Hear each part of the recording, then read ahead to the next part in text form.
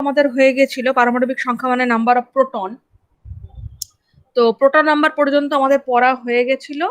তারপরে যেটা হবে সেটা হচ্ছে যে নিউক্লিয়াসের বন্ধন শক্তি, binding energy of a nucleus. প্রত্যেকে নিশ্চয়ই বই খুলেছ, বই খাতা রেডি রাখবে, যখন যেটা বলবো সেটা নোট করে নেবে। তো দেখো, নিউক্লিয়াসের বন্ধন শক্তি সম্ভবত 777 পাতা, 777। নিউক্লিয়াসের বন্ধন শক্তি থেকে আজকে আমাদের শুরু হবে। আগের দিন আমরা পুরোটাই নিউক্লিয়াসের গঠন সম্পর্কে বলছিলাম, যে নিউক্লিয়াসের ভেতরে থাকে যে প্রোটন এবং নিউট্রন। তাহলে সেই যে প্রোটন নিউট্রন গুলো রয়েছে, এর আগের দিনই বলেছি যে তাদের মধ্যে যে ফোর্স কাজ করে সেটা হচ্ছে নিউক্লিয়ার ফোর্স। সেগুলোকে ইন্ডিভিজুয়ালি নিউক্লিয়ন নাম দেওয়া হয়েছে, প্রোটন এবং নিউট্রনকে নিউক্লিয়ন বলা হয়। আর তাদের মধ্যে যে ফোর্স কাজ করে সেটা হচ্ছে নিউক্লিয় বল। সেটা হচ্ছে একটা স্বল্প পাল্লার, মানে স্বল্প দৈর্ঘ্য পর্যন্ত কাজ করে, কিন্তু স্বল্প পাল্লার হলেও সেটা কিন্তু খুব শক্তিশালী একটা বল, এবং এটা শুধুমাত্র আকর্ষণ বল। এই পর্যন্ত বলেছিলাম। এরপরে যেটাতে আসছি সেটা হচ্ছে binding energy of nucleus. Binding energy কি না, যখন ধরো প্রোটন একসাথে, অনেকগুলো প্রোটন রয়েছে, প্রেজেন্টেশনটা বার করি, বই প্রত্যেকে ফলো করবে।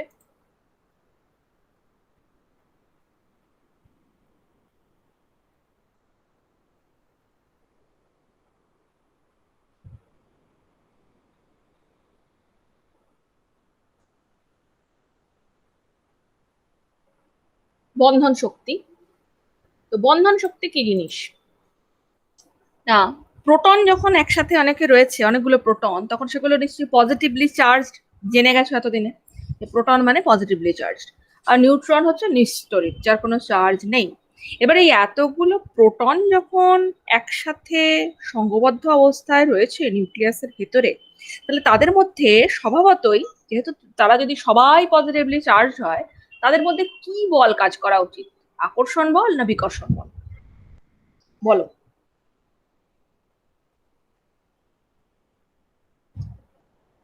অনেকগুলো পজিটিভ বিকর্ষণ চার্জ, বল। বিকর্ষণ বল। ঠিক আছে, তাহলে তাদের মধ্যে বিকর্ষণ বল কাজ করছে। তাহলে এই এত শক্তিশালী একটা বিকর্ষণ বল কাজ করছে, তা সত্ত্বেও নিউক্লিয়াস কিন্তু যথেষ্ট স্টেবল।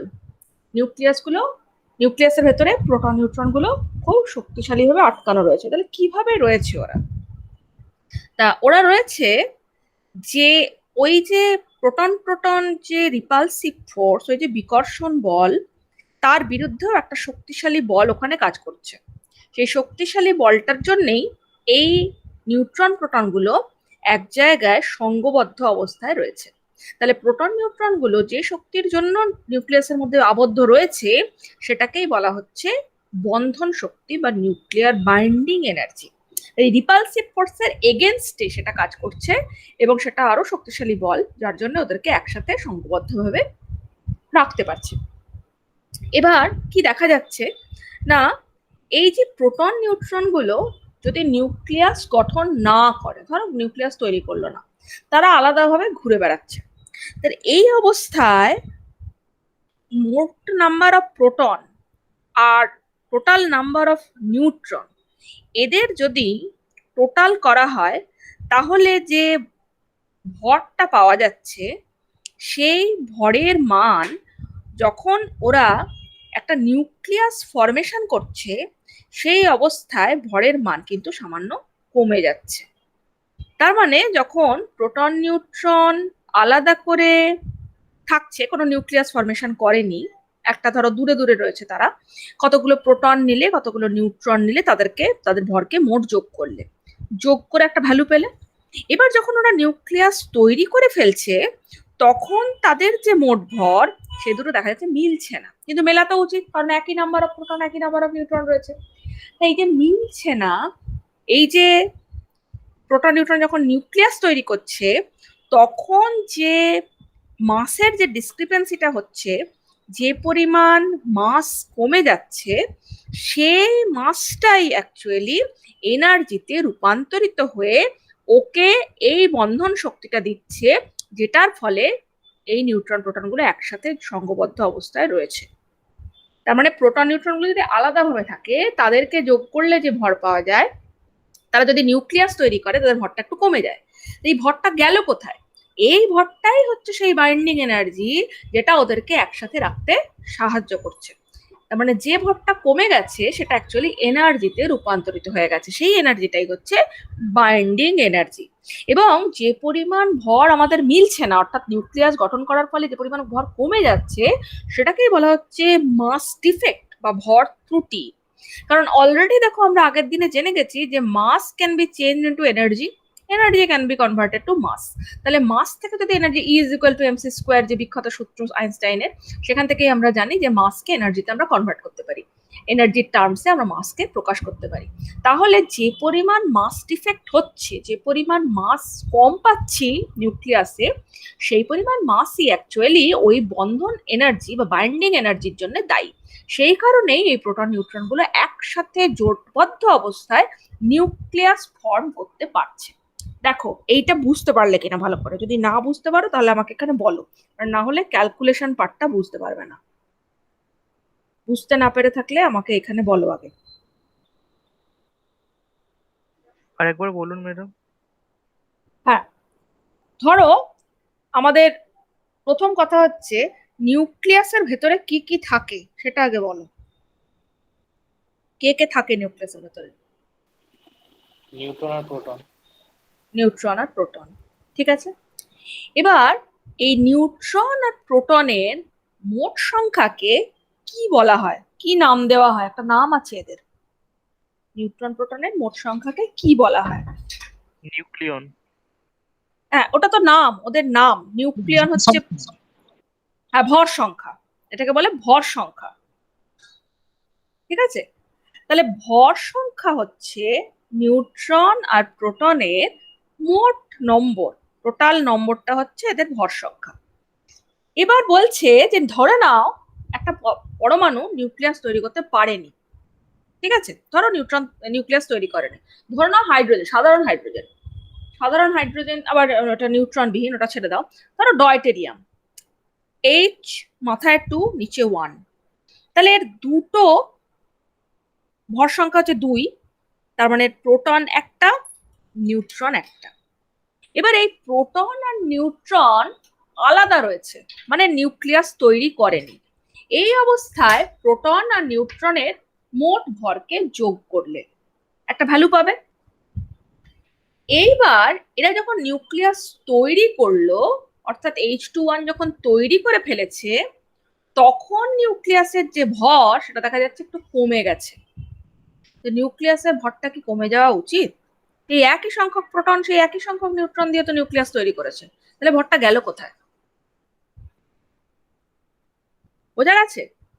ধরো নিউক্লিয়াস তৈরি করেনি, ওই প্রোটন নিউট্রন গুলো আলাদা করে কোথাও রয়েছে, তাদেরকে ভর তুমি বার করলে, টোটাল ভর যোগ করলে, যে দেখি তো হাইড্রোজেনের প্রোটন নিউট্রন, এই ডয়টেরিয়ামে প্রোটন আর নিউট্রন গুলোর ভরগুলো যোগ করি, যোগ করে দেখি কত ভ্যালু পাচ্ছি। যে ভ্যালুটা পেলে, যখন ডয়টেরিয়াম ফরমেশন হয়ে গেছে, তার নিউক্লিয়াসের ভরটা দেখা যাচ্ছে কমে গেল ওর থেকে। কিন্তু এটা কি কমা উচিত? সেই একই পরিমাণ প্রোটন একই পরিমাণ নিউট্রন তুমি নিয়ে ক্যালকুলেশন করেছো, কমা উচিত না উচিত নয় এটা আগে বলো। উচিত নয়। মানে কি করছে বুঝতে পেরেছো তো? প্রথমে নিউক্লিয়াস তৈরি করেনি, এরা আলাদা আলাদা ঘুরছে, তাদেরকে ভর বার করছি। যখন নিউক্লিয়াস তৈরি করেছে তখন ভর বার করছি। নিউক্লিয়াস তৈরির ফলে যে ভরটা সেটা কম। তাহলে উচিত যদি না হয়, তাহলে এই ভরটা গেল কোথায়? ভরটা তো আর উবে যেতে পারে না। তাহলে এই যে ভরটা কমে গেছে, এই কমে যাওয়া ভরটাই ওই প্রোটন নিউট্রন গুলোকে একসাথে রাখার জন্য এনার্জি দিয়েছে। তাহলে এই মাসটা যেটা কমে গেছে, সেটা অ্যাকচুয়ালি এনার্জিতে কনভার্টেড হয়ে গেছে। কারণ মাস এনার্জিতে কনভার্টেড হতে পারে, গতকালই আমরা পড়েছি, E is equal to MC square. সেই পরিমাণ যে ভর ত্রুটি বা মাস ডিফেক্ট হলো, সেটা অ্যাকচুয়ালি এনার্জিতে কনভার্টেড হয়ে গেছে। এই সেই এনার্জিটাই ওই প্রোটনগুলোর মধ্যে তো দারুণ রিপালসিভ ফোর্স, ওরা তো এক বিকর্ষণ বল কাজ করছে ওদের মধ্যে। প্রোটনগুলোকে রাখছে কিভাবে ধরে? এই বন্ধন শক্তি, এই নিউক্লিয়ার বাইন্ডিং এনার্জি। এই যে মাস ডিফেক্ট, এই ডিফেক্টটাই ওর এনার্জিতে কনভার্টেড হয়ে ওকে একসাথে জুড়ে রাখতে সাহায্য করছে। রিপালসিভ ফোর্সের থেকেও বেশি ফোর্স কাজ করছে, যে ফোর্সের ফলে সমস্ত প্রোটন গুলোর মধ্যে বিকর্ষণ বল কাজ করা সত্ত্বেও সেগুলো ভেঙে যাচ্ছে না। কারণ একসময় নাহলে কি হওয়া উচিত, নিউক্লিয়াস একদম ব্লাস্ট করা উচিত, কারণ সবাই পজিটিভলি চার্জ। তাহলে অতগুলো পজিটিভ চার্জ যদি একসাথে থাকে তাহলে সবসময় উচিত তাদের বিকর্ষণ করে দূরে ছিটকে যাবে। কিন্তু তা কি হয়, সমস্ত পরমাণু স্টেবল, নিউক্লিয়াস স্টেবল। তাহলে নিউক্লিয়াসের স্টেবিলিটির কারণ কি, এই যে ভর ত্রুটি, যে ভর ত্রুটিটা আমরা পেলাম, মানে যে মাস, যে পরিমাণ মাস কমে গেছে, সেটাই এনার্জিতে কনভার্ট হয়ে সেই এনার্জিটাই ওকে সঙ্গবদ্ধভাবে রাখতে সাহায্য করছে। মানে এই যে এনার্জি, এর ভ্যালুটা হচ্ছে ওই রিপালসিভ ফোর্সের দরুন যে এনার্জি, রিপালসিভ এনার্জি, তার থেকে অনেক বেশি। বোঝা গেছে? হ্যাঁ ম্যাম। বলো। আচ্ছা, এরপরে তাহলে এর মানটা যদি আমাদের ক্যালকুলেট করতে হয় তাহলে আমরা কিভাবে করব? এই যে, এই যে বন্ধন শক্তি, এই যে ভর ত্রুটির জন্য তৈরি হলো বন্ধন শক্তি, এর মানটা কত? এর মান বার করা খুবই সোজা। কিভাবে বার করব দেখো, যে প্রথম হচ্ছে যে আমাদের কাছে যখন নিউক্লিয়াস নেই, ধরে নাও আমাদের কাছে নিউক্লিয়াস নেই, আছে কতগুলো প্রোটন আর কতগুলো নিউট্রন। এই প্রোটন আর নিউট্রন গুলো নিয়ে আমরা মোট ভরের সমষ্টি বার করে বসে আছি, যোগ করেছি, প্রোটন গুলোর ভর যোগ করেছি, নিউট্রন গুলোর ভর যোগ করেছি, টোটাল ভর যোগ করেছি। যোগ করে তাকে আমরা সি স্কোয়ার দিয়ে গুণ করব। সি স্কোয়ার দিয়ে গুণ করলে কি পাবো, তার সমতুল্য এনার্জি পাবো।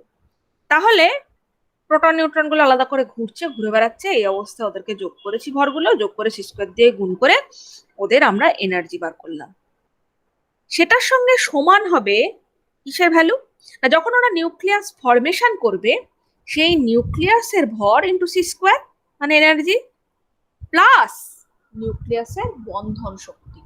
কারণ নিউক্লিয়াসের ভর খানিকটা কম ছিল, সেই কম ভরটা কি দিয়ে মেকআপ হয়েছে, বন্ধন শক্তিটা দিয়ে মেকআপ হয়েছে। মানে যেটা ওর মাস ইফেক্ট, সেটা অ্যাকচুয়ালি বন্ধন শক্তি হিসেবে ওর মধ্যে লুকিয়ে আছে। তাহলে এই দুটো হচ্ছে সমান, নিউক্লিয়াসের ভর ইন্টু সি স্কোয়ার প্লাস নিউক্লিয় বন্ধন শক্তি। এই অবস্থায় যদি আমরা প্রত্যেকটা মানকে বসাই তাহলে কিরকম হবে দেখো, যে ধরে নিলাম যে নিউক্লিয়াসটার পারমাণবিক সংখ্যা হচ্ছে, না নাম্বার অফ প্রোটন যেটা, সেটা হচ্ছে জেড, আর ভর সংখ্যা হচ্ছে এ।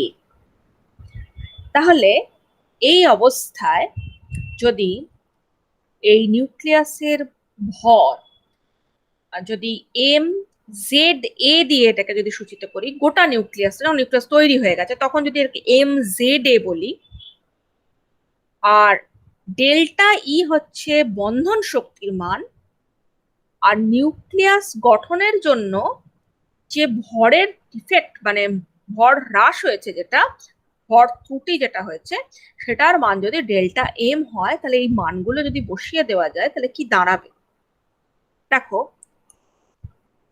জেড বলেছি পারমাণবিক সংখ্যা, তার মানে পারমাণবিক সংখ্যাটাই হচ্ছে নাম্বার অফ প্রোটন।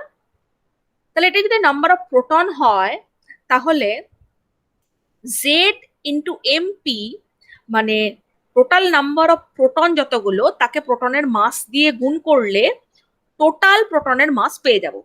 তাহলে জেড এমপি মানে হচ্ছে প্রোটনের টোটাল মাস, তাকে সি স্কোয়ার দিয়ে গুণ করলাম, মানে প্রোটনের জন্য সমতুল্য এনার্জি পেলাম। এবার নিউক্লিয়াসের ভেতর আর কে পড়ে আছে, রয়েছে নিউট্রন। নিউট্রনের নাম্বার কি করে পাবো, অ্যাটমিক নাম্বার মানে ভর সংখ্যা, সেটা থেকে যদি পারমাণবিক সংখ্যা বিয়োগ করে দিই তাহলে নিউট্রন নাম্বার পেয়ে যাব। তাহলে এ মাইনাস জেড হচ্ছে number of neutron. A minus Z কে যদি আবার এম এন দিয়ে গুণ করি, যেখানে এম এন হচ্ছে মাস অফ ওয়ান নিউট্রন, তাহলে গুণ করলে টোটাল নাম্বার অফ নিউট্রন পাবো, তাকে সি স্কোয়ার দিয়ে গুণ করলে তার সমতুল্য এনার্জি পাবো। তার মানে টোটাল প্রোটনের এনার্জি পেয়েছি, নিউট্রনের এনার্জি পেয়েছি। এবার এইটা হচ্ছে আলাদা করে যখন ওরা বাইরে ঘুরে বেড়াচ্ছে সেই অবস্থায় এদের এনার্জি। এবার যখন নিউক্লিয়াস ফরমেশন করে দিয়েছে, ডান দিকেরটা দেখো, ডান দিকের সমীকরণের ডান দিকে, তখন হচ্ছে এম জেড এ, এটা হচ্ছে ওর মাস, টোটাল মাস, তাকে সি স্কোয়ার দিয়ে গুণ, তার মানে এটা হচ্ছে ওর টোটাল এনার্জি। এবার এইখানে ওর একটু এনার্জি কম আছে, কারণ ওকে বাইন্ড করে রাখার জন্য যে এনার্জিটা ব্যয় হচ্ছে সেটা হচ্ছে ডেল্টা ই, সেটার সঙ্গে যোগ হলে তবে দুটো সমান হবে।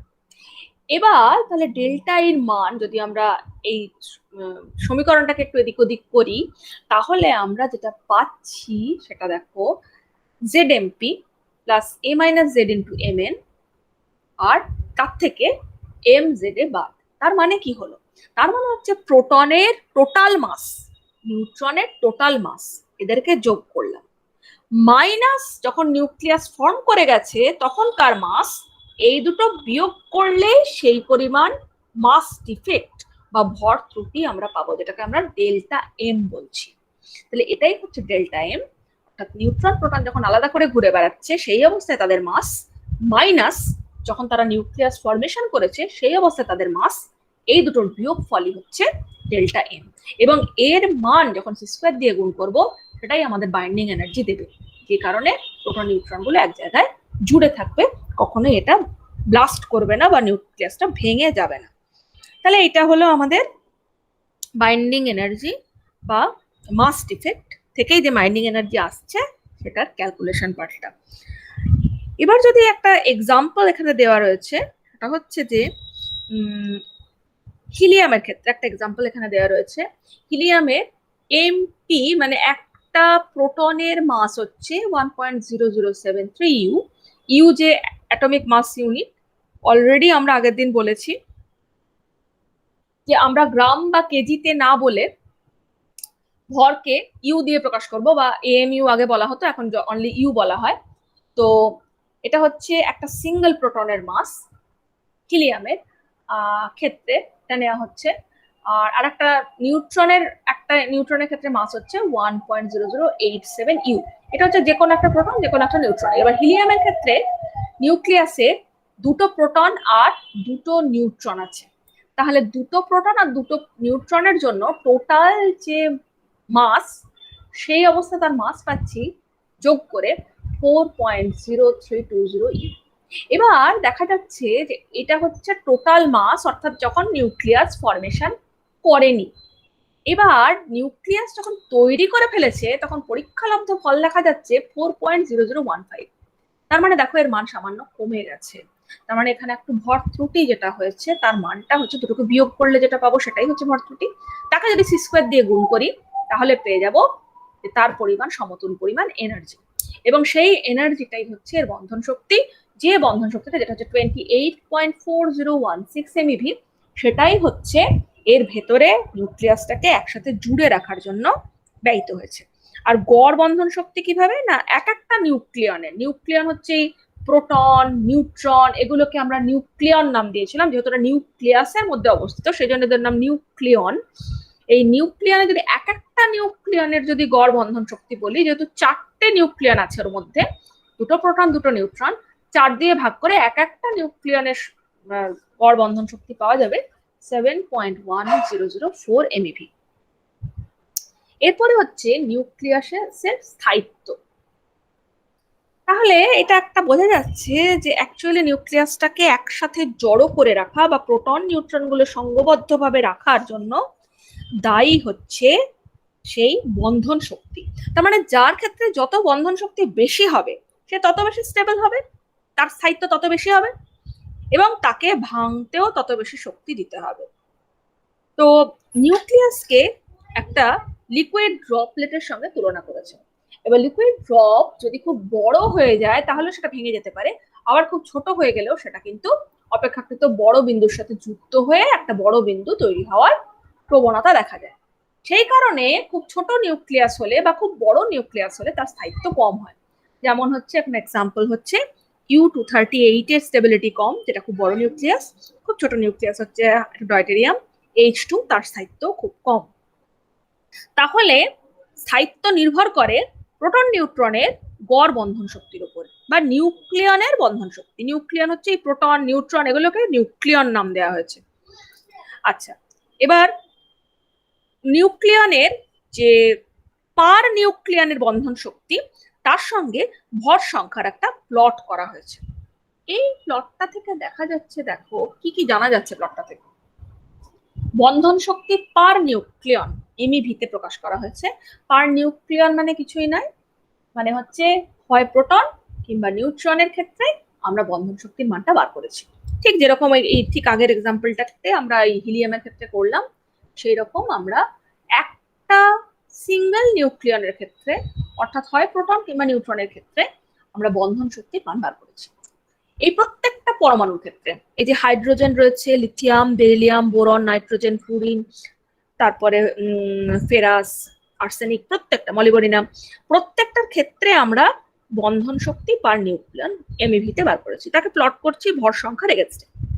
তো দেখা যাচ্ছে এটা প্লট করার ফলে যে সব থেকে মানে নিউক্লিয়াসের মধ্যে গড় বন্ধন শক্তি যদি মোটামুটি 8 এমইভির কাছাকাছি থাকে, তাহলে নিউক্লিয়াসটা বেশি স্টেবল হচ্ছে।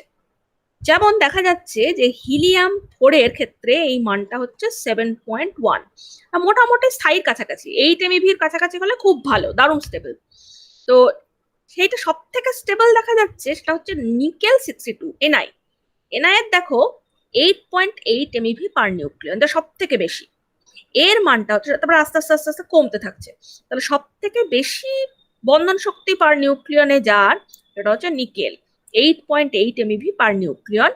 এইটা হচ্ছে সব থেকে বেশি স্টেবল নিউক্লিয়াস তৈরি করবে। তাহলে এখান থেকে একটা শর্ট কোশ্চেন বা এমসিকিউ হতে পারে যে সব থেকে বেশি স্টেবল নিউক্লিয়াস কোনটি, সেটা হচ্ছে নিকেল, এনআই, এনআই 62। তো এবার হচ্ছে যেটাতে আমরা আসছি, এটা হচ্ছে ভর আধিক্য বা উদ্বৃত্ত ভর। উদ্বৃত্ত ভর বা মাস এক্সেস, এটা কিন্তু আবার একটা অন্য জিনিস। সেটা হচ্ছে যে আমরা দেখো পারমাণবিক ভর এককের যে সংজ্ঞা, ডেফিনিশন, যেটা গতকাল পড়েছি, সেটা আমরা C12 স্কেলে পড়েছি। তো C12 স্কেলে পড়েছি, এটা অক্সিজেন 16 স্কেলেও হতে পারে, আবার অন্য যে কোনো স্কেলে আমরা করতে পারি। জেনারেলি আমরা C12 স্কেলে বা O16 স্কেলে বলি। তোমাদের বইয়ে যেটা আছে স্ট্যান্ডার্ড, যেটা মোটামুটি মানা হয়, সেটা হচ্ছে C12 স্কেলে আমরা পারমাণবিক ভর এককের সংজ্ঞা দিয়েছি। তো দেখা যাচ্ছে যে পারমাণবিক ভর এককের যে মান, সেই অনুযায়ী কার্বনের ক্ষেত্রে কার্বন পরমাণুটার প্রকৃত ভর হচ্ছে 12U, যেহেতু আমরা কার্বন স্কেলেই এটাকে মেপেছি। সেই কারণে এর ক্ষেত্রে অ্যাটমিক নাম্বার মানে ভর সংখ্যা এবং পারমাণবিক ভর এককের মধ্যে কোনো পার্থক্য নেই। কিন্তু কোনো কোনো মৌলের ক্ষেত্রে দেখা যাচ্ছে যে পারমাণবিক ভর একক এবং ভর সংখ্যার মধ্যে একটা পার্থক্য রয়েছে। কিরকম? এই যে অ্যাটমিক নাম্বার যেটা, মানে যেটা ভর সংখ্যা, সেটাকে আমরা ক্যাপিটাল এ দিয়ে প্রকাশ করি, আর পারমাণবিক ভর এককটাকে ক্যাপিটাল এম দিয়ে প্রকাশ করি। তো দেখা যাচ্ছে হিলিয়াম 4 এর ক্ষেত্রে এর মান, হিলিয়াম 4 মানে মাথায় 4 লিখেছি, তার মানে ভর সংখ্যা হচ্ছে 4, কিন্তু এর যে পারমাণবিক ভর একক, তার মান যেহেতু C12 স্কেলে মাপছি, তাই জন্য এর মান দাঁড়িয়ে যাচ্ছে 4.002603U। তার মানে একটা পার্থক্য হয়ে যাচ্ছে। O16 স্কেলেও ক্ষেত্রেও তাই, O16 এর ক্ষেত্রেও তাই, যেহেতু আমরা মাপছি C12 স্কেলে, সেই কারণে এর অ্যাটমিক নাম্বার হচ্ছে 16, কিন্তু এর পারমাণবিক ভর একক হচ্ছে 15.994915U। তার মানে এই যে পার্থক্যটা, এটাকেই বলা হচ্ছে উদ্বৃত্ত ভর। তাহলে উদ্বৃত্ত ভরের মান হচ্ছে ভর সংখ্যা এবং পারমাণবিক ভরের যে ডিফারেন্স। তো এখানে তোমাদের একটা জিনিস খেয়াল রাখতে হবে যে পারমাণবিক ভর যেহেতু আমরা C12 স্কেলে মাপি, সেজন্য ওখানে একটা ফ্র্যাকশনাল ভ্যালু আসতেই পারে। কিন্তু ভর সংখ্যা মানে হচ্ছে প্রোটন এবং নিউট্রনের মোট সংখ্যা, এটা কিন্তু অলওয়েজ ইন্টিজার ধরতে হবে, আমাদের ইন্টিজার হবেই, কারণ প্রোটন নিউট্রনের সংখ্যা তো ফ্র্যাকশন হতে পারে না। সে কারণে total number of proton and neutron যখন অ্যাড করব, তখন হবে সেটা একটা হোল নাম্বার বা ইন্টিজার নাম্বার। কিন্তু পারমাণবিক ভর একক যখন আমরা মাপবো C12 স্কেলে যেহেতু মাপছি, সেই কারণে এর মানটা কিন্তু পয়েন্টে বা ডেসিমালে হতে পারে। তাহলে C12 স্কেলে, C12 এর ক্ষেত্রে উদ্বৃত্ত ভর হবে 0, যেহেতু C12 স্কেলে আমরা মাপছি এটাকে, সেই কারণে স্বভাবতই যদি আমরা O16 স্কেলে মাপতাম, তাহলে O16 এর উদ্বৃত্ত ভরটা 0 হতো। হিলিয়াম He4 এর ক্ষেত্রে হচ্ছে 0.002603U, O16 এর ক্ষেত্রে হচ্ছে মাইনাস, মানে দুটোকে বিয়োগ করে যেটা হবে সেটাই হবে, 0.005085 ইউ। তাহলে এটা হচ্ছে উদ্বৃত্ত ভর বা মাস এক্সেস। তাহলে মনে রাখবে যে মাস ডিফেক্ট যেটা কিনা যুক্ত হচ্ছে বন্ধন শক্তির সঙ্গে, বন্ধন শক্তি হচ্ছে নিউক্লিয়াসের স্টেবিলিটির জন্য দায়ী, সেটা কিন্তু আলাদা জিনিস। ভালো করে কোশ্চেনটা পড়ে দেখবে কি কোশ্চেন দিয়েছে, সেটাকে বলে মাস ডিফেক্ট বা ভর ত্রুটি। আর এটার নাম হচ্ছে ভর আধিক্য বা উদ্বৃত্ত ভর। এটার মানে হচ্ছে ভর সংখ্যা এবং পারমাণবিক ভরের মধ্যে যে ডিফারেন্স। কারণ পারমাণবিক ভর এককে C12 স্কেলে মাপলে সেটা ডেসিমাল পয়েন্টে বেরোয়, আর ভর সংখ্যা অলওয়েজ ইন্টিজার নাম্বার হয়, সেই কারণে এদের মধ্যে একটা ডিফারেন্স থাকবে। এই ডিফারেন্সটাকে বলা হচ্ছে ভর আধিক্য বা উদ্বৃত্ত ভর। আচ্ছা, এরপরে আমরা খুব সহজ দুটো ক্যালকুলেশন করব, যে ক্যালকুলেশন থেকে আমাদের অঙ্ক আসতে পারে, সেটা হচ্ছে নিউক্লিয়াসের আয়তন এবং ঘনত্ব কি করে মাপতে হবে। তো নিউক্লিয়াস যেহেতু মোটামুটি গোল দেখতে, সেই কারণে এই গোলকের যেভাবে আমরা আয়তন বার করি সেভাবেই বার করব, নিউক্লিয়াস যেহেতু গোল। এবং ঘনত্ব বার করা তো খুব সোজা, যখন আমরা আয়তন পেয়ে যাব তখন m/v করলেই, মানে মাস বাই ভলিউম করলেই আমরা পেয়ে যাব ঘনত্ব। তাহলে প্রথম আমরা বার করি এর ব্যাসার্ধ। ব্যাসার্ধ কি করে বার করবো? না, প্রোটন বা নিউট্রনের মোটামুটি পরীক্ষালব্ধ ব্যাসার্ধ যেটা জানি সেটা হচ্ছে 1.2 × 10⁻15 মিটার। এবার প্রোটন বা নিউট্রন এগুলো যেহেতু গোল আকারের, তার মানে তার ভলিউম হবে 4/3πr0³ যদি r0 তাদের রেডিয়াস হয়। তাহলে 4/3πr0³ হলো। এবং যদি নিউক্লিয়াসে প্রোটন এবং নিউট্রনের যে মোট সংখ্যা সেটাই হচ্ছে ভর সংখ্যা, সেটা যদি হয় এবং সেটা যদি এ হয়, ক্যাপিটাল এ, তাহলে সেক্ষেত্রে নিউক্লিয়াসটার আয়তন হবে 4/3πr0³ ইন্টু এ। কারণ টোটাল নাম্বার অফ প্রোটন এবং নিউট্রনের যে নাম্বার সেটা দিয়ে গুণ করতে হবে, তবে আমরা টোটাল নিউক্লিয়াসটার আয়তন পাবো। তাহলে নিউক্লিয়াসের আয়তন বেরোলো। এইবার নিউক্লিয়াসের ব্যাসার্ধ ধরে নেওয়া হলো ক্যাপিটাল আর। তো r0 তো ধরেছে নিউট্রন বা প্রোটনের ব্যাসার্ধ, আর ক্যাপিটাল আর হচ্ছে গোটা নিউক্লিয়াসটার ব্যাসার্ধ। তাহলে এই অবস্থায় গোটা নিউক্লিয়াসটার ব্যাসার্ধ যদি ক্যাপিটাল আর হয়, তাহলে তার ভলিউম হচ্ছে 4/3π ক্যাপিটাল r কিউব। তার মানে এই দুটো সমান, তার মানে হচ্ছে 4/3π আর small r0³ into A is equal to হচ্ছে 4/3π ক্যাপিটাল r কিউব। 4/3π দুদিকে কেটে গেল, তার মানে আলটিমেটলি এলো কি, capital r cube is equal two r0³ into capital A. তাহলে আর এর মান হচ্ছে r0 a⁻1/3। এবার একটা এমনি এক্সাম্পল দেখা হয়েছে যে এ যদি খুব বড় হয়, মানে অ্যাটমিক নাম্বার খুব বড় নিউক্লিয়াস, ভারী নিউক্লিয়াস, 216 বসিয়েও দেখা যাচ্ছে যে খুব বড় নিউক্লিয়াসের ব্যাসার্ধও কিন্তু 10⁻12 সেন্টিমিটার থেকে বেশি নয়। এটাই বোঝানো হচ্ছে যে নিউক্লিয়াস অ্যাকচুয়ালি প্রচন্ড ছোট এবং সেটাকে খালি চোখে দেখতে পাওয়া তো সম্ভবই নয়, মাইক্রোস্কোপ, খুব হাই রেজলিউশন মাইক্রোস্কোপ লাগবে। সেই কারণে খুব বড় নিউক্লিয়াসের ব্যাসার্ধ যে কত ছোট সেটা বোঝানোর জন্য এই ক্যালকুলেশনটা এখানে করে দেখানো হয়েছে। তো শুধু যেটা মনে রাখতে হবে সেটা হচ্ছে যে যে নিউক্লিয়াসের ব্যাসার্ধর সঙ্গে একটি প্রোটন বা নিউট্রনের ব্যাসার্ধ সম্পর্কটি কি। এবং এখান থেকে অঙ্ক, খুব ছোট ছোট অঙ্ক আসতে পারে, যে capital R is equal to r0 a⁻1/3, এটা রিলেশনটা মনে রাখতে হবে। কোন মৌল বা কোন পরমাণু সেটা দেওয়া থাকবে, তাহলে তার অ্যাটমিক নাম্বার তোমরা জানতে পারবে। অ্যাটমিক নাম্বার এবং প্রোটন বা নিউট্রনের ব্যাসার্ধর মানটা মনে রাখবে 1.2 × 10⁻15 মিটার, তাহলেই নিউক্লিয়াসের ব্যাসার্ধ বেরিয়ে যাবে। এবার যখন ব্যাসার্ধ বেরিয়ে গেল তখন খুব সহজেই আমরা ঘনত্ব বার করতে পারবো, কারণ আমরা জানি যে ভরের মান কিরকম হতে পারে। না, একটা প্রোটন বা একটা নিউট্রনের ভর আমরা মোটামুটি জানতাম 1.66 × 10⁻24 গ্রাম। তাহলে আনুমানিক ভর যেটা হতে পারে সেটা হচ্ছে এ দিয়ে গুণ, যেহেতু ভর সংখ্যা হচ্ছে এ, যেটা হচ্ছে total number of proton and neutron, সেটা দিয়ে গুণ করলে আমরা তার মোটামুটি ভর পেয়ে যাব এ ইন্টু 1.66 × 10⁻24 গ্রাম। আর আয়তন তো আমরা অলরেডি পেয়ে গিয়েছি 4/3π স্মল r0³ এ। এবার এটা যদি m/v করে দিই, প্রত্যেকটা ভ্যালু যদি বসিয়ে দিই, তাহলে নিউক্লিয়াসের ঘনত্ব আমরা পেয়ে যাচ্ছি যে 2 × 10⁻14 গ্রাম পার সেন্টিমিটার কিউব, অথবা 2 × 10⁻17 কেজি পার মিটার কিউব। তাহলে ঘনত্ব হচ্ছে প্রচন্ড বেশি, তার মানে হচ্ছে যেহেতু 10⁻17, মানে অর্ডারটা বুঝতে পারছো, একের পিঠে 17টা শূন্য দিয়ে গুণ, অথবা 1/14টা শূন্য দিয়ে গুণ যদি আমরা সিজিএস ইউনিটে বলি, তাহলে এটা অত্যন্ত কম জায়গায় অত্যন্ত কনসেন্ট্রেটেড অবস্থায় থাকে। এটা হচ্ছে নিউক্লিয়াস। এরপরে এটা হয়ে গেল টোটাল নিউক্লিয়াস। টোটাল নিউক্লিয়াসের বন্ধন শক্তি, তার স্থায়িত্ব, উদ্বৃত্ত ভর, ব্যাসার্ধর গণনা, ঘনত্বের গণনা, এগুলোর উপরে অঙ্ক আসে, যার জন্য এই দুটো ফর্মুলা ইম্পর্টেন্ট, আমি আগেই বলে দিয়েছি। এরপর আমরা আসবো তেজস্ক্রিয়তা। এটা সম্পূর্ণ একটা অন্য টপিক, নিউক্লিয়াস রিলেটেড, কিন্তু তেজস্ক্রিয়তা হচ্ছে একটা নিউক্লিয় ঘটনা।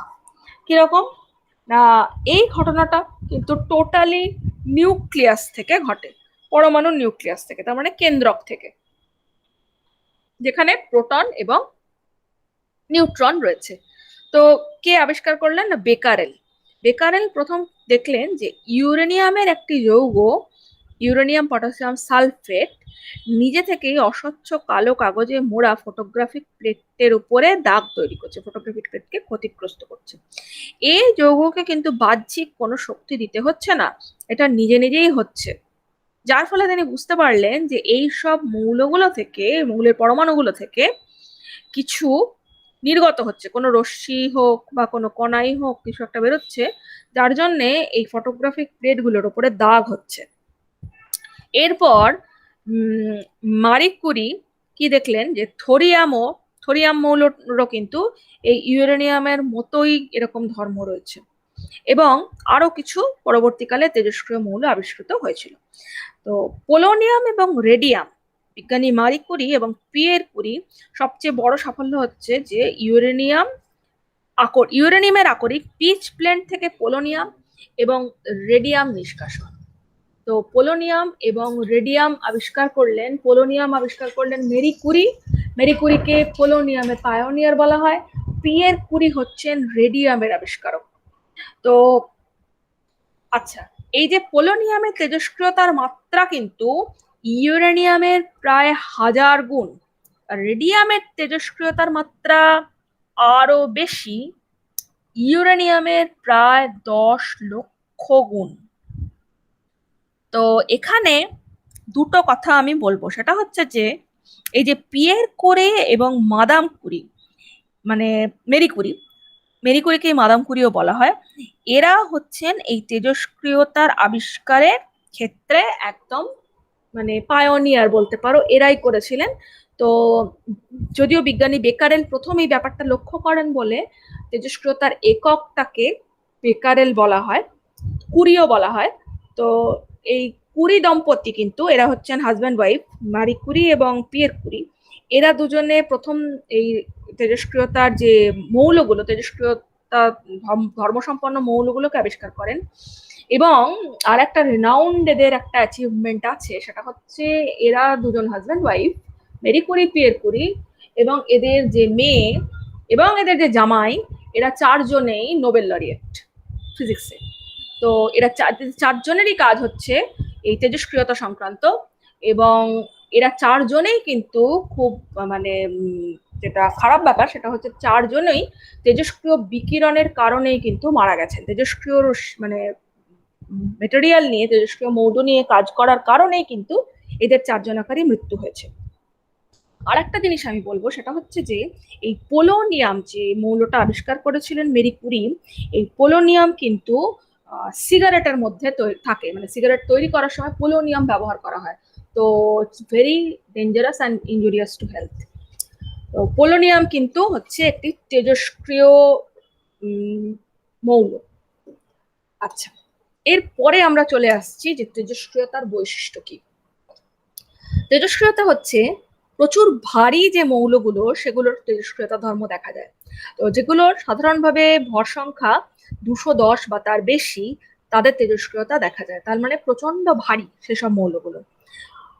তো অলরেডি আমরা একটা মৌল সেটা চিনতে পেরেছিলাম, সেটা হচ্ছে ইউরেনিয়াম, সেটা হচ্ছে 238, সেটা কিন্তু স্টেবল নয়। সেটা অলরেডি আমরা যখন নিউক্লিয়াসের স্থায়িত্ব পড়ছিলাম একটু আগেই, তখনই দেখেছিলাম যে ইউরেনিয়াম 238 খুব একটা স্টেবল নয়, কারণ খুব বড়, তো সেই কারণে এরা যে স্টেবল নয় বুঝতেই পারছো, কারণ এদের নিউক্লিয়াস থেকে অনবরত যদি কোনো রশ্মি বেরোয় তাহলে সবসময় সেখানে ডিকে হবে।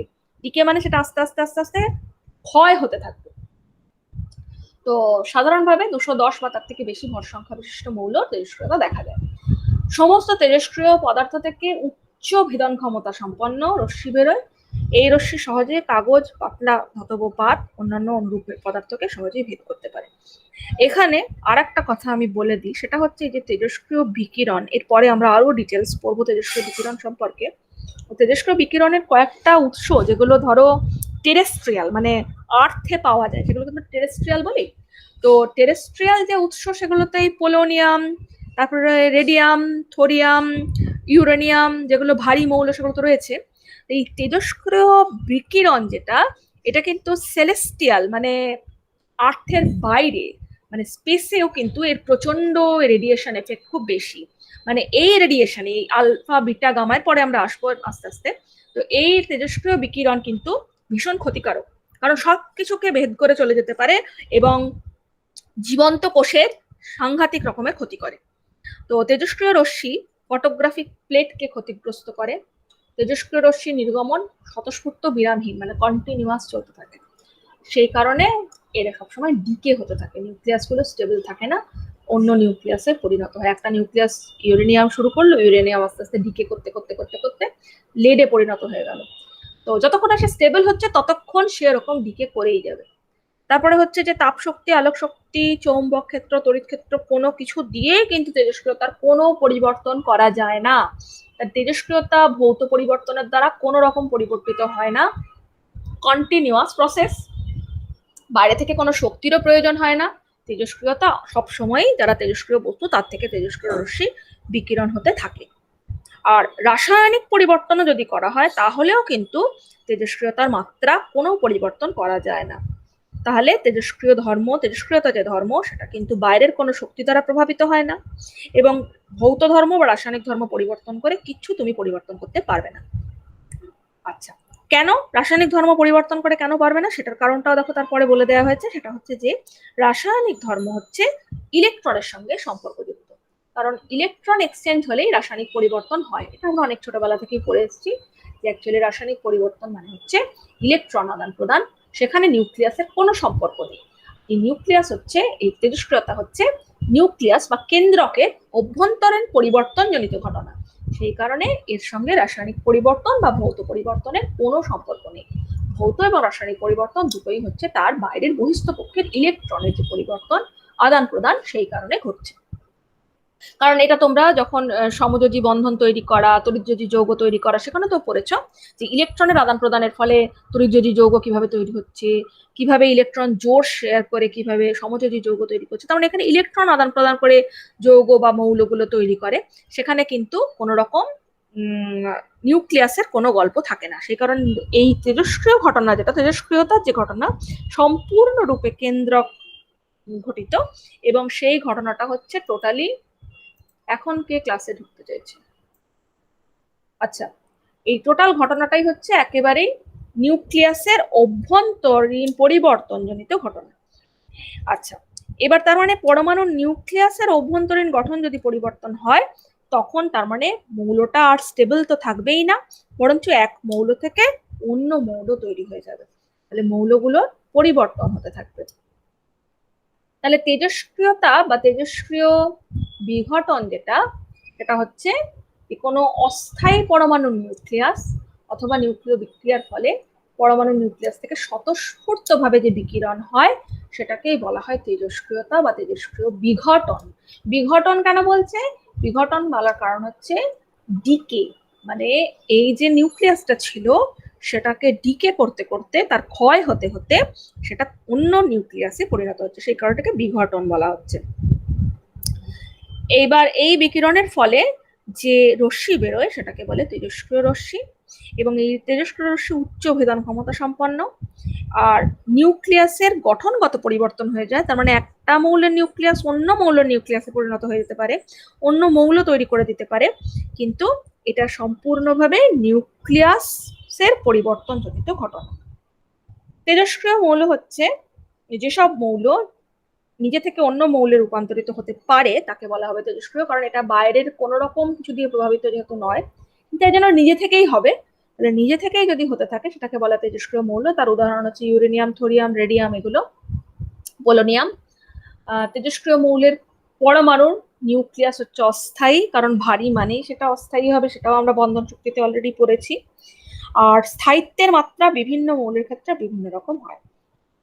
আর একটা হচ্ছে যে তেজস্ক্রিয় মৌলের যে পরমাণু বিঘটন হচ্ছে তাকে বলে জনক পরমাণু, আর তেজস্ক্রিয় রশ্মি বেরিয়ে যাওয়ার পরে যে পড়ে থাকে তাকে বলে দুহিতা পরমাণু। তাহলে যে যার থেকে তৈরি হচ্ছে সেটা হচ্ছে জনক, মানে বাবা, আর যেটা তেজস্ক্রিয় রশ্মি বেরিয়ে যাওয়ার পরে যেটা পড়ে রইলো সেটা হচ্ছে দুহিতা। দুহিতা মানে হচ্ছে ডটার। তো এই হচ্ছে তেজস্ক্রিয়তার মোটামুটি ব্যাপার। আর তেজস্ক্রিয় নমুনা বা রেডিও অ্যাক্টিভ স্যাম্পেল কাকে বলে, যে যে বস্তুখণ্ড থেকে তেজস্ক্রিয় রশ্মি বেরিয়ে আসে সেটাকেই বলে তেজস্ক্রিয় নমুনা বা তেজস্ক্রিয় স্যাম্পেল। রেডিও অ্যাক্টিভ স্যাম্পেল বলে, তেজস্ক্রিয় পদার্থও বলা যেতে পারে। বিভিন্ন পরীক্ষার জন্য কিন্তু তেজস্ক্রিয় পদার্থ দরকার হয়। আবার যে একটা তেজস্ক্রিয় পদার্থ সম্পূর্ণটাই তেজস্ক্রিয় হবে তার কোনো মানে নেই, সেখানে কিন্তু অতেজস্ক্রিয় অংশ তার সঙ্গে থেকে যেতে পারে। কারণ যখন একটা জনক পরমাণু থেকে তেজস্ক্রিয় রশ্মি বেরুবে, গোটাটাই তার ডিকে হয়ে গিয়ে দুহিতা পরমাণু তৈরি হয়েছে তা নাও হতে পারে, আবার তার সঙ্গে দুহিতা পরমাণু যুক্ত হয়ে আছে সেই অবস্থাতেও সে ডিকে করে যাচ্ছে, এটাও হতে পারে। তাহলে তার মধ্যে জনক এবং দুহিতা একসঙ্গে যেহেতু থাকে, যেন রেডিও অ্যাক্টিভ পার্টের সঙ্গে নন রেডিও অ্যাক্টিভ পার্ট কিন্তু মিশে থাকতে পারে। যেমন ইউরেনিয়ামের সঙ্গে লেড কিন্তু পাওয়া যায়, লেড কিন্তু অতেজস্ক্রিয়, কিন্তু লেডের অস্তিত্ব পাওয়া যায়। আবার তেজস্ক্রিয়তার ক্ষেত্রে তেজস্ক্রিয় সমস্থানিক বা তেজস্ক্রিয় আইসোটোপ যেগুলো, সেগুলোর এখানে কয়েকটা উদাহরণ দেওয়া হয়েছে। যেমন হচ্ছে ইউরেনিয়ামে দুটো সমস্থানিক রয়েছে, U238 এবং U235। এদের আবার তেজস্ক্রিয়তার প্রকৃতি আলাদা। আর লেডের ক্ষেত্রে যে PB206 এবং 208 এরা কিন্তু তেজস্ক্রিয় নয়, কিন্তু PB210 যেটা সেটা আবার তেজস্ক্রিয় ধর্ম বিশিষ্ট। তার মানে এখান থেকে একটা জিনিস জানা যাচ্ছে যে তেজস্ক্রিয়তার ধর্ম কিন্তু মৌলের যে নিজস্ব ধর্ম সেটা ঠিক আছে, কিন্তু প্রত্যেক আইসোটোপের অনুযায়ী সেটা কিন্তু আবার ভ্যারি করতে পারে। যেমন এর আগে আমরা পড়েছিলাম যে আইসোটোপ গুলো ধর্ম একরকম হয়, তেজস্ক্রিয়তার ক্ষেত্রে কিন্তু সেটা ভ্যারি করতে পারে। তাহলে আলাদা আলাদা আইসোটোপ হলে তাদের কিন্তু তেজস্ক্রিয়তার যে প্যাটার্ন সেটা আলাদা হতে পারে। আচ্ছা, এরপরে হচ্ছে যে কি কি রশ্মি তাহলে বেরোয়। বললাম তো যে তেজস্ক্রিয় পদার্থ থেকে তেজস্ক্রিয় রশ্মি বিকিরণ হবে, এবং বিকিরণ হয়ে সেটা দুহিতা পরমাণু বা নন রেডিও অ্যাক্টিভে পরিণত হবে, বা রেডিও অ্যাক্টিভ থেকেও যেতে পারে। তো রাদারফোর্ড একটা পরীক্ষা করলেন। কি পরীক্ষা করলেন না, এই 2.2 নাম্বার চিত্রে পরীক্ষার ব্যবস্থাটাকে দেখানো হয়েছে। অন্ধকার ঘরে একটা প্রায় বায়ুশূন্য বা পাত্র নেওয়া হয়েছে জি। এই প্রায় বায়ুশূন্য পাত্রটার ভেতরে একটা মোটা সীসার দেওয়াল যুক্ত গভীর ছোট্ট একটা পাত্র নেওয়া হয়েছে এল, যে পাত্রটা। এবার সীসা কেন নেওয়া হলো? সীসার দেওয়াল ভেদ করতে পারে না অতটা তেজস্ক্রিয়, পারে কিন্তু খুব মোটা সীসার দেওয়াল হলে সেটা তেজস্ক্রিয় সে ভেদ করে যেতে পারে না, সেখানে একটা মোটা দেওয়াল নেওয়া হয়েছে সীসার। সেই কারণে যখন এই তেজস্ক্রিয় বিকিরণ সংক্রান্ত যদি কোনো পরীক্ষা নিরীক্ষা করা হয়, যেহেতু খুব ক্ষতিকারক বললাম, সেই কারণে লেডের তৈরি জামা কাপড় ব্যবহার করা হয়। তো এই যে সীসার ভেতরে আর একটা ছোট্ট তেজস্ক্রিয় নমুনা একটা নেওয়া হয়েছে। এই নেওয়ার পরে যে সীসার যে পাত্রটা রয়েছে, পাত্রটার মাথায় একটা এস স্লিট রয়েছে, ফাঁক রয়েছে, একটা ছোট্ট সরু রেখাচিত্র রয়েছে। এখান থেকে তেজস্ক্রিয় রশ্মি অটোমেটিক্যালি বেরোবে। অটোমেটিক্যালি বেরোনোর পরে সেটা উলম্ব দিকে উঠে আসবে। একটা ফটোগ্রাফিক প্লেট রয়েছে পি, যাতে উলম্বভাবে উঠে এসে ও ওর স্পটগুলো তৈরি করতে পারে। একটা B0 শক্তিশালী চৌম্বক ক্ষেত্র রয়েছে, যেটা আমাদের এই পেপারটার মানে বইয়ের অভিলম্বর দিকে কাজ করছে।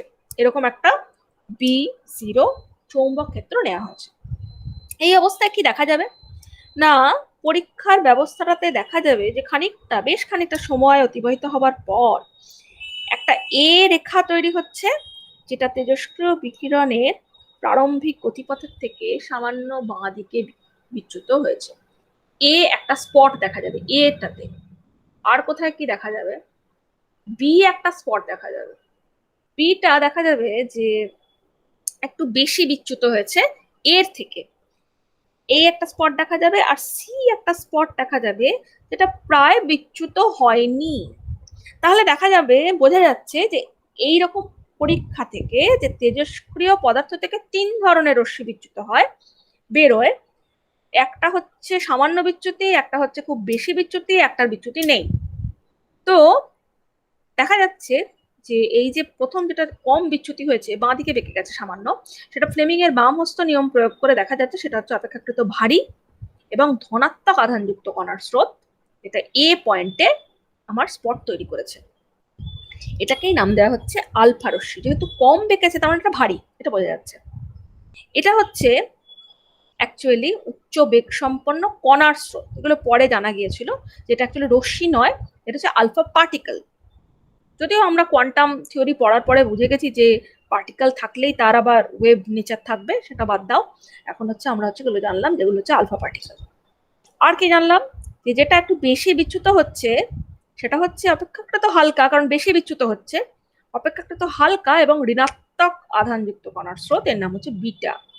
বিটাও হচ্ছে কণা, বিটা পার্টিকলস। এবং গামা যেটা, সেটা হচ্ছে সি স্পট যেটা তৈরি করেছে, সেটা হচ্ছে গামা, যার কোনো বিচ্যুতি হচ্ছে না। এবার দেখা গেছিল যে এই যে চৌম্বক ক্ষেত্র ব্যবহার করেছি B0, তার পরিবর্তে যদি তড়িৎ ক্ষেত্র ব্যবহার করি তাহলেও একই রকম ফল পাওয়া যাচ্ছে। তার মানে এই তড়িৎ ক্ষেত্র এবং চৌম্বক ক্ষেত্র দিয়ে এই আলফা, বিটা এবং গামার বিচ্যুতি একই রকম। এবার আরেকটা জিনিস কি দেখা গেল না, একটা তেজস্ক্রিয় আইসোটোপ একসাথে কিন্তু আলফা এবং বিটা বিকিরণ করতে পারে না। যদি শুধুমাত্র এ রেখা তৈরি হয়, অর্থাৎ আলফা বিকিরণ যদি করে, এ রেখা যদি তৈরি হয়, তাহলে বি রেখা কিন্তু পাওয়া যাবে না। আর যদি বি রেখা পাওয়া যায় তাহলে এ রেখা পাওয়া যাবে না, মানে একসাথে দুটো রেখা তৈরি হবে না। সেই কারণে এখানে এ বি সি তিনটেই যদি দেখতে পেতে হয় তাহলে একটা মিশ্রণ দিতে হবে, মানে কতকগুলো তেজস্ক্রিয় পদার্থের নমুনার মিশিয়ে যদি দেওয়া হয় তাহলে পাওয়া যেতে পারে। আবার আরেকটা হতে পারে যে তেজস্ক্রিয় বিঘটন যেহেতু একটা কন্টিনিউয়াস প্রক্রিয়া, চলতে চলতে একটা থেকে যখন আরেকটা নিউক্লিয়াসে রূপান্তরিত হবে, অর্থাৎ কিনা দুহিতা নিউক্লিয়াস যখন তৈরি হয়ে যাবে, তখন সেটা থেকে আবার বিটা তৈরি হলো, মানে খানিকক্ষণ ওয়েট করতে হবে। হয় কতগুলো আইসোটোপের মিশ্রণ নিতে হবে, আর না হলে তেজস্ক্রিয় মৌলটাকে যথেষ্ট সময় দিতে হবে যাতে ওটা দুহিতা আইসোটোপ তৈরি করা পর্যন্ত মানে থেকে যায়। তাহলে যখন জনক আইসোটোপ আলফা রশ্মি দেবে, তখন হয়তো দুহিতা আইসোটোপ দেবে বিটা রশ্মি। একসাথে একটা তেজস্ক্রিয় পদার্থ আলফা বিটা একসাথে নিঃসরণ করতে পারে না। এইটা মোটামুটি আমরা এই বিক্রিয়াটা থেকে, এই পরীক্ষাটা থেকে জানতে পারলাম। আচ্ছা, এবার যেটা দেখতে হবে সেটা হচ্ছে সীসার যে মোটা দেওয়াল সেটাকে কিন্তু ভেদ করতে পারে না। তার মানে সীসা কিন্তু মোটামুটি তেজস্ক্রিয়তার এগেনস্টে আমাদেরকে ভালোই প্রোটেকশন দিতে পারে। এছাড়া আমরা এর পরে আর একটুখানি যখন এগোবো তখন দেখবো একটু মোটামুটি প্রোটেকশন কিন্তু অ্যালুমিনিয়ামও দিতে পারে। আর হচ্ছে কিন্তু খুব ভালো নয়, সীসা হচ্ছে বেশ ভালো, সীসার মোটা দেওয়াল। সীসার তৈরি জামা কাপড় ল্যাবে, মানে ল্যাবরেটরিতে তেজস্ক্রিয় রশ্মি নিয়ে কাজ করার সময় পড়ার সুবিধা আছে, কিন্তু সীসা হচ্ছে খুব ভারী মৌল। ভারী মানে একটু আগেই আমরা বলেছি 210, 206, 208 এসব হচ্ছে ওর ভর সংখ্যা, প্রচন্ড ভারী। তো সীসা ব্যবহারের এটাই অসুবিধা, যেটা হচ্ছে খুব ভারী, অত ভারী জামা কাপড় পরে কাজ করা খুব প্রবলেমের ব্যাপার। আর একটা হতে পারে সেটা হচ্ছে প্লাস্টিক জাতীয় মেটেরিয়ালও কিন্তু তেজস্ক্রিয়তার এগেনস্টে ভালো প্রোটেকশন দেয়, এটা পরবর্তীকালে দেখা গেছে। তো সেগুলো আমরা আবার এর পরে ডিটেলসে আসবো। তো এই যে তেজস্ক্রিয় রশ্মির বিকিরণ, যেটা আমি বললাম টেরেস্ট্রিয়াল যে বডিগুলোর ক্ষেত্রে আমরা অলরেডি দেখলাম ইউরেনিয়াম, রেডিয়াম, থোরিয়াম, তারপর পোলোনিয়াম, এদের তেজস্ক্রিয় বিকিরণ ঘটাতে পারে, সেরকম সেলেস্টিয়াল অর্থাৎ মহাকাশে তেজস্ক্রিয় বিকিরণ এমনিই রয়েছে। কসমিক রেডিয়েশন হচ্ছে একটা ইটসেলফ তেজস্ক্রিয় বিকিরণ। যে সূর্য থেকে যে সোলার এনার্জি যেটা আসছে সেখানেও কিছু তেজস্ক্রিয় বিকিরণ থাকছে। এই তেজস্ক্রিয় বিকিরণ কিন্তু ভীষণ ক্ষতিকারক, মানে সাধারণ অবস্থায় এগুলো দিয়ে অনেক কাজও হয়, চিকিৎসাও হয়। যেমন ক্যান্সার রোগের ক্ষেত্রে মৃত কোষকে মেরে দেওয়ার জন্য তেজস্ক্রিয় বিকিরণ ব্যবহার করা হয়, গামা রে ইউজ করা হয়। কিন্তু এই বিকিরণ যদি কন্টিনিউয়াস কেউ পেতে থাকে মানে মানব দেহ, তাহলে কিন্তু সেটা সাংঘাতিক ক্ষতিকারক হয়। সেই কারণে জেনারেলি দেখা যায় যে স্পেস মিশনের ক্ষেত্রে যে অ্যাস্ট্রোনটরা যখন স্পেসে যান, তখন কিন্তু ওদের একটা রেডিয়েশনের একটা লেভেল থাকে ওদের হাতে একটা করে। যদি দেখো কোনোদিন ওই ইন্টারন্যাশনাল স্পেস স্টেশনে কোনো অ্যাস্ট্রোনট কোনো সাক্ষাৎকার দিচ্ছে বা কিছু, দেখবে ইউটিউবে অনেক কিছু অ্যাভেলেবেল আছে, তো দেখবে একটা করে স্ট্র্যাপ ওদের হাতে বাঁধা থাকে এমনি সেই ঘড়ির মতো। ওই স্ট্র্যাপটাতে কিন্তু ওরা এই কতটা বিকিরণ ওদের শরীরে যাচ্ছে সেটা মেজারমেন্ট করা যায়। এই কারণে সেই অ্যাস্ট্রোনটদের একটা টাইম লিমিট থাকে যে কে কতদিন থাকতে পারবে মহাকাশে, তারপরে কিন্তু তাকে ফিরে আসতে হবে। কারণ এই বিকিরণের মাত্রা যদি অতিরিক্ত হয়ে যায় তখন কিন্তু ক্যান্সার প্রন হয়ে যায়, মানে ক্যান্সার হতে পারে। এবং আরেকটা যেটা সমস্যা, যেটা বললাম যে লেডের তৈরি জামা কাপড় পরলে অনেকটা সেভ, অনেকটা অনেকটা সুবিধা, কিন্তু ওদের ক্ষেত্রে লেডের তৈরি জামা কাপড় পরা যেটা সব থেকে মহৎ অসুবিধা, সেটা হচ্ছে যে প্রচন্ড ভারী। এত ভারী জামা কাপড় পরে, একেই অ্যাস্ট্রোনটদের পোশাক প্রচন্ড ভারী হয়। এখন যদিও স্পেসএক্স যেগুলো লঞ্চ করছে সেগুলোতে তোমার হালকা পোশাক বার করেছে, তো প্লাস্টিক জাতীয় ম্যাটেরিয়াল কিন্তু খুব ভালো প্রোটেকশন দিতে পারে, সেটা প্লাস্টিক অপেক্ষাকৃত হালকা। আর জেনারেলি ওরা যেটা ব্যবহার করে সেটা হচ্ছে অ্যালুমিনিয়াম। তো লেডের এটাই প্রবলেম, সেটা হচ্ছে ভীষণ ভারী, এবং ভারী জামা কাপড় পরে অ্যাস্ট্রোনটদের পক্ষে ওই স্পেস ওয়াক করা বা ওখানে কাজ করা সম্ভব। কিন্তু রেডিয়েশন কিন্তু এই একই রেডিয়েশন, এই আলফা বিটা গামা রেডিয়েশনে কিন্তু কসমিক রেডিয়েশনও রয়েছে। আচ্ছা, এইটা আমি আজকেরটা এখানেই শেষ করব। আলফা বিটা এবং গামা এদের প্রকৃতি থেকে পরের দিন পড়াবো। এই পর্যন্ত কোশ্চেন আছে নাকি বল?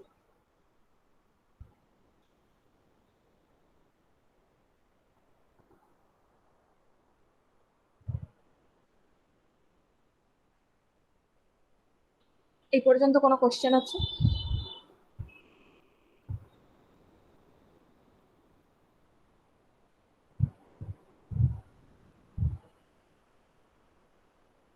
না ম্যাম, কোনো কোশ্চেন নেই। আচ্ছা, আমি না বাড়িতে বাকিদের দেখি দেখবেন কিছু আটকালে তখন ম্যাম আপনাকে নেক্সট দিন বলবো তাহলে।